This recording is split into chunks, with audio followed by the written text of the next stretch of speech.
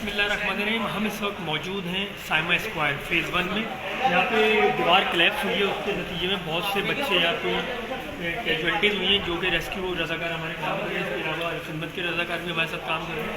आइए आपको मज़ीद कंडीशन दिखाते हैं। एक गाड़ी में मैंने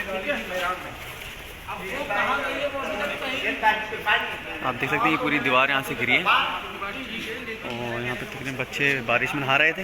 तकरीबन 2 के करीब बच्चों की लाशें निकाली गई हैं और बाकी अभी लाशें निकाली जा रही हैं। सीसीटीवी कैमरे से देखा जा रहा है कि कितने बच्चे थे और नेवी के रज़ाकार भी यहाँ पे लगे हुए हैं, जीडीसी रेस्क्यू के रज़ाकार भी लगे हुए हैं, आप देख सकते हैं।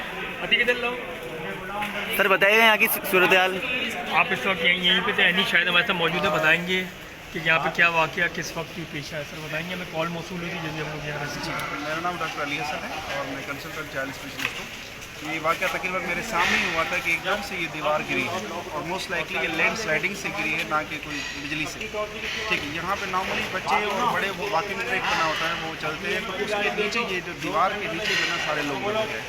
हमने 5 बॉडियाँ मैंने अपने हाथों से निकाले थे, जिनमें से 3 बच्चे थे छोटे जो कि पूरी तरह से इंजर्ड थे। एक बच्चे की टर्न जो फ्रैक्चर हुआ है उसको हमने रेस्क्यू करके भेजा हुआ है और 2 खवातीन ये जो हमने यहाँ से खुद से निकाली। बाकी अगर कोई बॉडीज़ हैं तो मलबे के नीचे दबी हुई।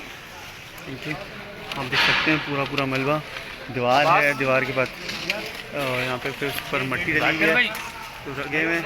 पाकिस्तान आर्मी और नेवी के रज़ाकार भी यहाँ पे लगे हुए हैं।